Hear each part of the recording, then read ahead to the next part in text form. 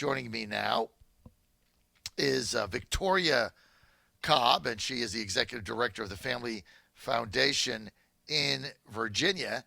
And we got a lot to talk about with her today, not only about Virginia, but I'm sure she's following what is going on in Georgia, and she's joining us now. Victoria, good to have you. Thanks for having me. I appreciate it. Now, of course, I'm the Godzilla of truth. We call Victoria Cobb the Mothra because she's defeated me twice in the General Assembly, once on the stupid ERA bill and then on stalling casinos for a year, which Governor Tunnels decided to do as he hides in the tunnels under the mansion because he can't come out and play with everybody else, and he can't be at a fundraiser, and he can't go to the dinner, and nobody will talk to him, so he hides in the tunnels as he's reviewing casino gambling for another year, which, let's see, has been in surrounding states for the past decade. Whole thing is so ridiculous, it makes me crazy. So I'm not going to go there, right? But here's what I want to do. Just go there? I'm not going to go there, Victoria, because it drives me nuts. Let's talk about some other things, since it absolutely makes little more hot right now. It makes my hair go on fire because it's so stupid. Let's get to this heartbeat bill in Georgia. I mean, wow. Yeah, there's some exciting stuff going on around the country, and we're real pleased to see that folks are kind of getting to the point where they realize this is a life and, are willing to do some pretty bold things to, challenge what's been status quo. And so, they're not the first state. Ohio and some others have made this move, and so what we look forward to just kind of watching this play out. We know it's very likely to be challenged in court, as they have been challenging everything in court. When they don't win in the legislature, they run to the courts, and so we'll kind of watch this play out. But we're standing here in Virginia, applauding them in Georgia. Sometimes wishing we had some braver legislators and a different governor instead of Mr. Infanticide. So it's a challenge here. I want to get back to Georgia, though. A lot of people upset about this. And they're saying that, look, the baby's heartbeat can start at, 6 or 7 weeks, 8 weeks.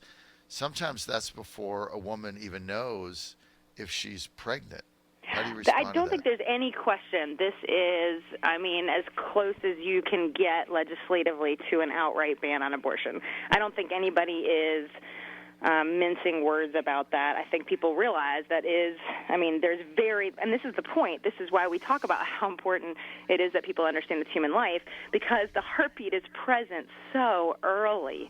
And, that's the thing that I don't think people... I think if nothing else, even in states where they can't pass this bill, but they have this conversation, because people become aware of how early on this unborn child is revealing their heartbeat. I tell people I was pro-life by faith for a long time. Then it was sort of, I grew up and saw the science, and I was pro-life because of the science. And then I tell people, and then I had my first ultrasound. And my gosh, if you aren't pro-life by your first ultrasound, so, it was 6 weeks, and we were checking because there was some issues. We already, it was like instant pregnancy, you need to check something, and instantly you saw this literally, the child at this point is the size of like a lima bean, and yet you can actually, literally, track the heartbeat. It was an amazing moment, and many parents have had that moment, and it's sort of even if you want to be in denial because your politics wants you to be in denial, it's hard to do that when you've had an ultrasound. So, yes, I think there are a lot of folks who are really upset about this because it is a very bold move. Where does it go from here, Victoria? Well, this is the thing. You're having states go in either direction, right? So you see New York following, Governor Northam's preference, where you go all the way to abortion for any reason whatsoever up until the point of birth. Northam would go further, obviously, but you've got states like that, and then you've got states that are going in the direction of the heartbeat. We're really seeing kind of defining lines on the life issue in both parties, and in every legislature you're seeing sort of headed quickly one way or the other. And what will happen is, these will go to court. We do have a changing Supreme Court, and that's the hope of the pro-life movement. They really want to see some rollback on what were some very bad precedent, both in Roe and Casey and some other cases that people may be less familiar. Even Hellerstedt, which was a more recent decision, has just absolutely cause tremendous harm to the unborn. So the goal is to kind of see the ball move forward, and it's going to happen because of these kind of laws and then how the courts interpret. Now, I think most of us are not in the mindset that this court is going to instantly overturn Roe. I don't think there's that many that are in that camp. It's going to be a gradual looking at each sort of restriction on abortion and looking at, is this reasonable, and what is the stake for the unborn and the woman every time, they review one of these laws. So I think that's what we'll see with this heartbeat bill. I think we're going to see some other things get to the court before these because, as you know, it takes quite some time for a law to get challenged to get all the way to the U.S. Supreme Court. You're on the John Fredericks Radio Network, Friday, May 10th. We're with Victoria Cobb. Victoria is the Executive Director of the Family Foundation chapter in Virginia. Victoria, do you see and favor an overturn of Roe v. Wade? Two different questions. Do I see one and do I favor one? I think it is not in the near future. I do see one coming at some point, and yes, I do favor it. I just believe that abortion is going to, at one point, be viewed the same way our society views slavery. I really do. I believe people will understand this is a human rights violation of epic proportions, and we've just been living in denial for decades, and I really do believe that there will be a point where it will be unthinkable. It's just not around the corner. We have a long way to go because it's a slow process. We know the injustice of slavery still has terrible impact. That history still day-to-day impacts people in our world. And so I think abortion will be the same way, and it will take some time. But I do believe there will be a day where we will not. Keep in mind, the United States is so out of step with the world. My gosh, we're one of 7 countries that allow second-term abortions, and many other places barely allow any abortions at all. We are very extreme on this. People don't realize that because they don't look at it globally. But globally, our position is way outside sort of the general accepted human rights standard on life. Do you think the Kathy Tran bill in Virginia, the infanticide bill, do you think that lit a match in Virginia and people are now saying, whoa, what is going on here? I think there's no question. People just, a lot of folks, this is not the top. I wake up every morning, I think about this issue. For many, many people, this is not top of mind, and they don't realize that there's such extremes. And so that bill really did highlight that there are people pushing for abortion to the point of birth for any reason. And I think that people kind of saw that for the first time. They heard it in an honest way. Kathy Tran simply answered the questions, and despite what I remember McAuliffe saying, she just got it wrong, and that's not what it would do. That's just not true. That's what the bill would have done. She answered the questions, and people were just a little shocked by that. And I think Northam's comments just took that to another level. And I'll tell you, just in the last week, we've had something that's going to take it to another level when people start realizing what's going on. We had a judge in the U.S. Eastern District overturn a law Virginia has had on the books since 1975 that requires a physician to do an abortion. And so in Virginia, in that Eastern District Court, that district area, half of the state, and I will argue that everyone will this will send the message to every abortion provider across the state, but you do not any longer have to have a doctor do an abortion in the first trimester. And that is because we have an Attorney General, Mark Herring, who is I'll call him an abortion enthusiast, done everything possible to help the industry you could possibly imagine, who was supposed to defend our laws and basically walked into court and pretty much agreed with the plaintiff that said, oh, yeah, we think it's, we think it's safe. And then you had Northam. Keep in mind Northam's role. We got Dr. Governor Infanticide, who has appointed a health commissioner. That health commissioner then goes into court and testifies and says, yeah, I think it's safe. Well, great. So now we have the people who are helping the industry in the courts as sort of the only defense of very, very, very reasonable laws.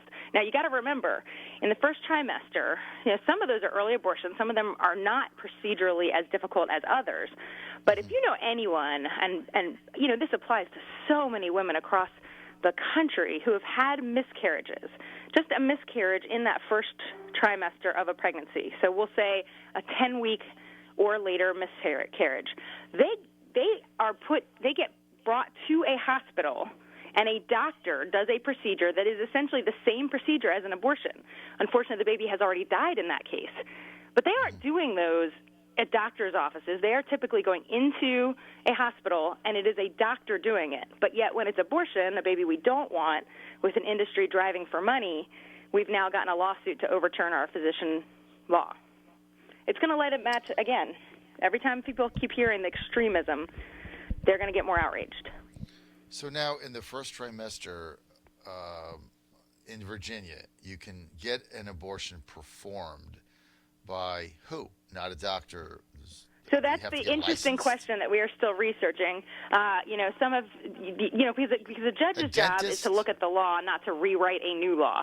So we're trying to figure out what still applies. I believe it could be a midwife, it could be a nurse, it may even be able to be just a trained staff person, which is mind-blowing. But I'm trying to find out if other regulations apply that would at least prevent sort of Joe Schmo that just gets some on-the-job training. That's what scares me about this. I believe there are other regulations in place in other areas of the code, and that's what I'm researching. This decision is literally days old. But definitely a nurse or a midwife could do this, which we love our nurses, but that's not how we handle other surgeries. Now, not every first trimester abortion is a surgery. Some of them are chemical abortions or medical abortions, they call them. But if you watch the Unplanned movie, you got to see an example of how difficult those are, and we would never recommend that those are done outside physician supervision. John Fredericks Radio Network, good to have you with us. May 10th, this Friday, TGIF, we're with Victoria Cobb. She's the executive director of the Family Foundation chapter here in Virginia. Victoria, let me just ask you this straight up, and I know that you have your view on this. On abortion overall. But I'm just trying to figure out what the obsession is with infanticide, late-term abortions, not having doctors do it. I mean, what money. For money. Average... The obsession is money. It is not enough. I mean, the mantra back in the day was safe, legal, and rare. We have found out that is not at all what they're after, and it is all about the money. Because, again, we've talked about this before, but you think about every week later that an abortion is, so if it's a 10-week versus a 20-week, it gets more and more expensive. And there are fewer doctors willing to perform abortions. There are fewer doctors willing to do this. And if you don't have a doctor, you don't have to pay a doctor. This is all about profit. And it should be extremely alarming to Virginians, no matter where they stand on the question. We should expect the same standard of care, whether we have a miscarriage and we have to go in and do a D&C, or whether we have somebody makes a choice that maybe I wouldn't make. But while it's legal, we better expect that we're not going to do this in a reckless way. And it's just disappointing to see that we have a governor that appoints a health commissioner that walks in and says, no problem, it's safe. Now, keep in mind, we don't actually keep great safety records on abortion. So if a woman has a first trimester abortion, by the way, and let's say a uterus is punctured, which does happen, that woman will end up in a hospital. So she'll go home, she'll find out she's got complications. She'll go back to a hospital or somewhere else with her complication. There's no coding on that paperwork that will say this is an abortion complication. That doesn't exist. It will be written down as hemorrhaging. So we actually do not know in Virginia what our own safety rates are. So the right answers in court are complications happen, and in Virginia we can't even tell you exactly how many of those occur and how often. But that's not the answer that we get from pro-abortion politicians. I mean, it's really unbelievable that this is basically now a cash register. Yeah, I mean, I believe, this is where we're digging. I mean, I believe there'll be some other regulations that apply to just doing general certain kinds of surgeries, but it no longer has to be a doctor. And that law has been in place since 1975. That was Roe passed, and Virginia said, okay, we're going to have legal abortion, but it ought to be a doctor. And we've had that on the books for this long, and it's now overturned in light of all the politics. I got a text here from Andrew in Glen Allen who says the Tran bill didn't just light a match in Virginia. People nationwide know about this. It's caused national outrage. You said something earlier, Victoria. I think you're really onto something. The first time I heard this, I've been contemplating it since you said it, is that abortion in this country is now becoming like slavery. And so it was accepted and accepted and accepted. And then all of a sudden, people started to say, well, wait a minute, why are we doing this? I mean, how can you live in a society, call yourself a free society with this with slavery going on? And here it is, 300 years later, 200, whatever the number is, 250 years later, and it still it still permeates the social fabric of the United States, institutional discrimination, things of that nature. So the stain is there, and maybe you're right. I mean, maybe there's an awakening here for people to say, when we're allowing non-doctors to abort babies, when we're allowing babies to be executed within moments of birth or in the birth canal, I mean, where are we going as a society? And I think you might be onto something. I mean, if you think about the issue was personhood. That was the issue. Is someone really, truly a person, or are they property? That was the issue that was at the heart of the slavery issue, and that is very much the issue that is at the heart of abortion right now. Is this a person, or is it property? And where do we draw that line? And I would argue a heartbeat, at a minimum, is a place to draw that line. And I think a lot of folks just... I mean, there was a point at which science, wasn't as clear as it is today, and so there were folks who, until the science could be more clear, didn't understand the issue. Now I think it's hard to be in denial because if you haven't yourself, other people have had not just an ultrasound, but at this point they're having color, moving, living ultrasound. I mean, you're literally looking at your child in color on a screen.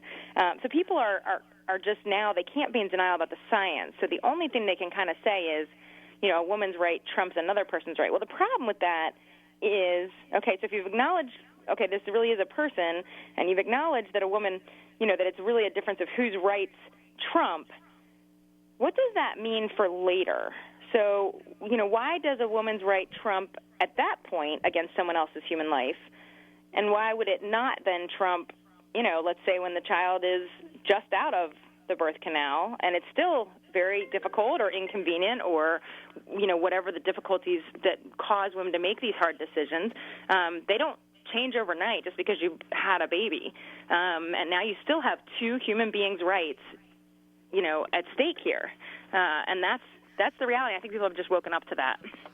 All right, I got to take off. Final text here from Andrew in Glen Allen says, if government can decide when someone is too young to live, can they also decide someone is too old to live? And I think that's the other thing that's going on. I gotta roll. Victoria Cobb, enlightening discussion. Thanks for being with us today.